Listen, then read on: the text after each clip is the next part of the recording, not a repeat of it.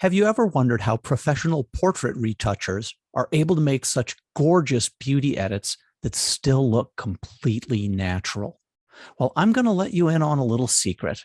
They're using a technique called frequency separation, and I'll be teaching it as part of my intermediate Photoshop class starting in October. So, what's frequency separation? Well, it's been all the buzz for the last few years. Perhaps you've heard the term before, or maybe you've even watched a YouTube video about it. So, what's the big deal? Well, here's the concept. By separating the high frequency information in a photo, the textures and details and lines, from the low frequency information in a photo, the color and tone, you will be able to edit detail and tone on separate layers in Photoshop. And that separation is the key to getting natural looking edits. This technique allows you to solve all sorts of common image correction problems that portrait photographers face every day.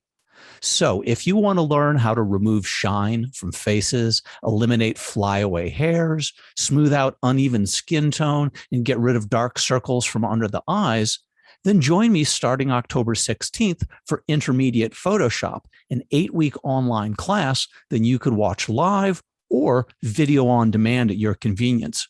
We'll spend plenty of time talking about frequency separation.